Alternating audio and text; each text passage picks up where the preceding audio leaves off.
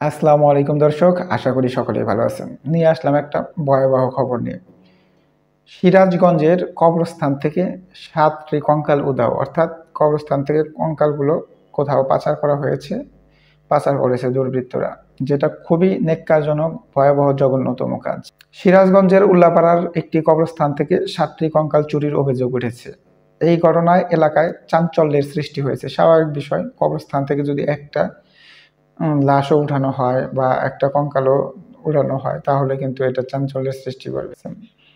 কবরস্থান থেকে কঙ্কাল চুরির পর ক্ষোভ প্রকাশ করেছেন স্থানীয়রা। গত শুক্রবার ২২ আগস্ট জুমার নামাজের পর কঙ্কাল চুরির বিষয়টি প্রকাশ্যে আসে, অর্থাৎ এটা হয়তো বা আরও আগে ঘটেছে, কিন্তু প্রথমত প্রকাশ্যে আসে গত শুক্রবারে।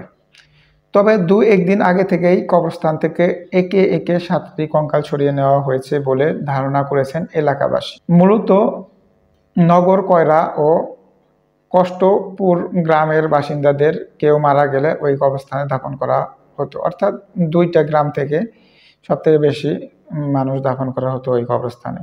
গ্রাম দুটির নাম হচ্ছে কয়রা ও কষ্টপুর। এলাকাবাসীর অভিযোগ, তারা প্রতি শুক্রবার জুমার নামাজের আগে কবরস্থানে এসে কবর জিয়ারত করেন।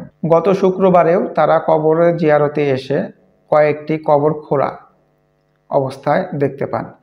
পরে বিষয়টি জানাজানি হলে ২ গ্রামের মানুষ সেখানে ভিড় করে, অর্থাৎ কিছু লোক যারা নিয়মিত কবর জিয়ারত করেন শুক্রবারে, তাদের ভিতর কিছু লোক কবর জিয়ারত করতে গিয়েছিল, গিয়ে দেখে যে কয়েকটা কবর খোঁড়া।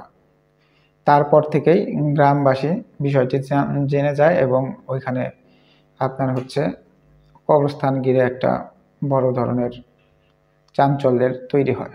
বিষয়টি জানাজানি হলে ২ গ্রামের মানুষ সেখানে ভিড় জমায়। এক পর্যায়ে লিটন নামের এক যুবক তল্লাশি করে দেখেন তার বাবার কবরের মরা দেহ, মানে কঙ্কাল নেই।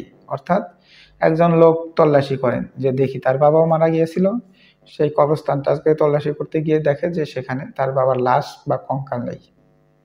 এরপর এলাকা জুড়ে, কবরস্থান জুড়ে তল্লাশি করে ৬টি কবরের একই অবস্থা দেখতে পান, অর্থাৎ টোটাল ৭টি হলো, আগে একটি, পরবর্তীতে ৬টি। তারা ধারণা করছে গত কয়েকদিন নগর কয়রা ও কয়রা কষ্টপুর কবরস্থান থেকে এইসব কঙ্কাল চুরি করে নিয়ে গেছে, অর্থাৎ তারা ধারণা করেন এইসব কঙ্কালগুলো চুরি করে নিয়ে গিয়েছে দুর্বৃত্তরা। কয়রা গ্রামের লিটন হোসেন বলেন, সকালে নামাজ শেষে আমি বাবার কবর জিয়ারত করতে গিয়ে দেখি কবর খোলা। পরে জানতে পেরে একসঙ্গে ৭টি কবর থেকে কঙ্কাল উধাও। আমার বাবার কবর প্লাস্টিকের নেট দিয়ে ঘেরাও ছিল, কিন্তু সেই নেট কেটে কঙ্কাল তুলে নিয়ে গেছে দুর্বৃত্তরা। অর্থাৎ ভুক্তভোগী উনি বললেন যে ওনার বাবার কবরটা প্লাস্টিকের নেট দিয়ে ঘেরাও করা ছিল, সেই নেট কাটা দেখেন সে প্রাথমিকভাবে। পরে দেখেন যে দুর্বৃত্তরা তার বাবার কঙ্কালটিও তুলে নিয়ে গেছে। উল্লাপাড়া মডেল থানা পুলিশ ওসি রকিবুল হাসান বলেন, খবর পাওয়ার পর ঘটনাস্থল পরিদর্শন করেন তিনি। কেউ কঙ্কাল চুরি করে থাকলে আইনি ব্যবস্থা নেওয়া হবে। অর্থাৎ ওসি সাহেব বলেন যে সে সংবাদটি জানার পরে ঘটনাস্থলে গিয়েছেন এবং সে বলছে যে যদি কেউ এটা চুরি করে থাকে তাহলে আইনি ব্যবস্থা নেওয়া হবে। দর্শক, মানুষের কত নিচু পর্যায়ে চলে গেছে, মানুষের ধ্যান ধারণা, চিন্তা ভাবনা। কবরস্থান থেকে ৭টি কঙ্কাল চুরি করেছে। বিষয়টা খুবই ভয়াবহ এবং হৃদয় বিদারক। যাদের লাশগুলো চুরি করেছে তাদের আত্মীয় স্বজনদের অবস্থা কি, তাদের মনের অবস্থা খুবই খারাপ, খুবই ভয়াবহ অবস্থা।